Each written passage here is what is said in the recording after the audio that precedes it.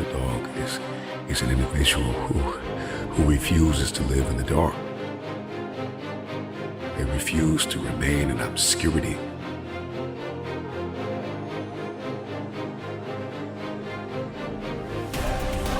When you get tired of being coined the loser, being coined not enough, being overlooked and undervalued and underpaid, you got to get tired of that. When you get tired, that's when you win.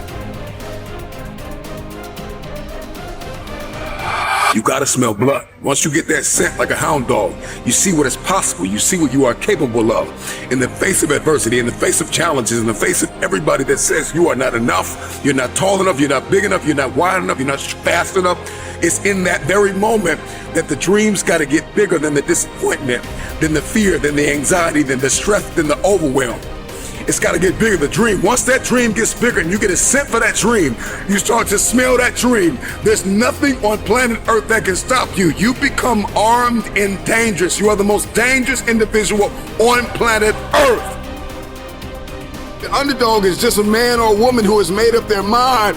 They are no longer going to live in their setbacks. They are no longer going to live in your reality. Your reality of me says I'm not enough. Your reality of me says I can't do this. Your reality of me says you won't finish today. My reality says all I have is all I need. I'm not living in my setback any longer. I'm moving forward. When you doubt the underdog, it's like music to his ears. Tell me I'm not good enough. Tell me I'm not strong enough. Tell me I won't finish. There is this intrinsic emotion, this instinct. You have just awakened the lion in me. And so an underdog is just somebody who refused to live in the setback. It is a person who rebels against your reality. Your reality of me is that I'm not enough. Your reality of me is that I'm not qualified. Your reality of me is that I'm not quick enough. I'm not fast enough. I'm not tall enough. I'm not linear enough. This is your reality. My reality of me is that all I have is all I need. I'm coming after everything you said I couldn't have. This is the day you make up in your mind where I will take the throne.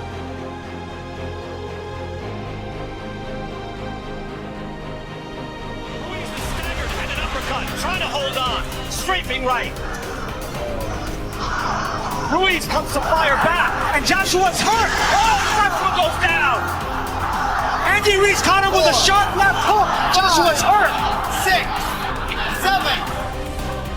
He is still on shaky legs, Brian, and there is 40-plus seconds left in this round. These are the most important 40 seconds of Andy Ruiz's career. He has a hurt champion in front of him. And the crowd is stunned. And I don't think Anthony Joshua thought Andy Ruiz would be able to stand up to that assault. Sergio, how often do you see after you have a knockdown, you figure, all right, let me finish this guy off, and then you're the one in danger? Both men down, but I think Joshua took the worst of it. Both men are wary, but Sergio, you thought this was a big chance, and now here comes Ruiz. That's Joshua hurt in the corner. Joshua is hurt, he's staggered, and he goes down again. That's a knockdown. Joshua's been down twice. 5, 6, 7, 8.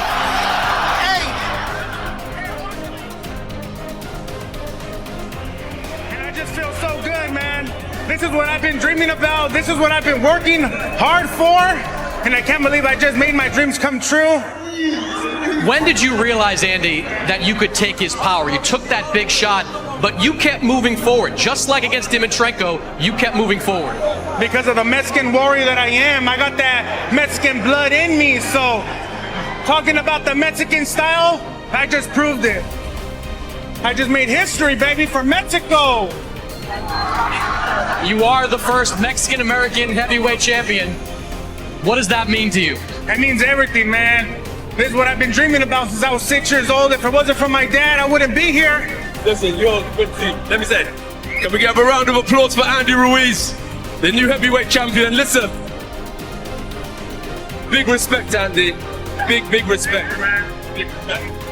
And through the magic of television, joining us now is the new heavyweight champion of the world, Andy Ruiz.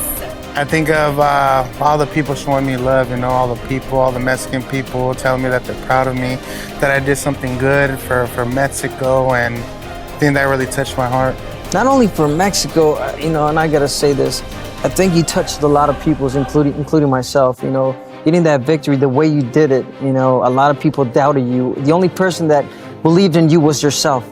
And I think that's the message that you are sending clearly to the people out there, not just in boxing in general, all around, you know, that they could really do anything if they put their mind into it and their heart.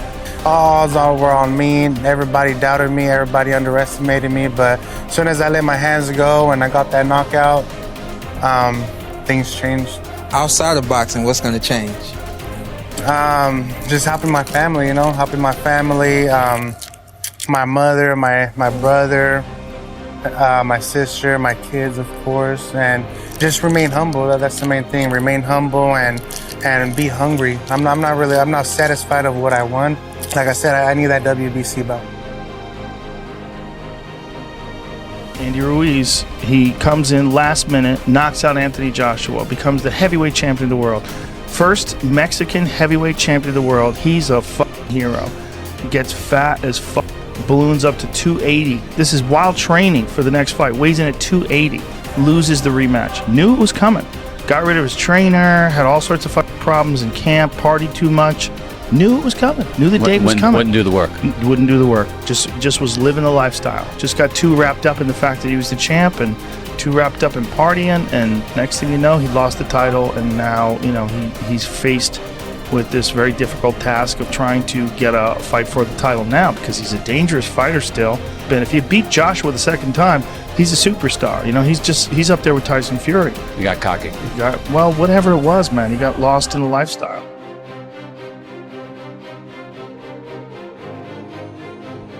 If you're listening to me right now and you've been an underdog in your relationships, if you've been an underdog in the weight room, if you've been an underdog in life, if you've been an underdog financially, maybe you were misunderstood and you were overlooked and you were undervalued and you were mishandled and misguided. I'm talking to that person that is acquainted with pain. I'm talking to that person that knows what it's like to come from nothing, and so you literally have nothing to lose, and the only thing that's in your hand is a dream. The only thing that's in your head is, I have what it takes to get to the top of that hill. Because I am not the wolf on the hill. I am the wolf climbing the hill. I have nothing to lose.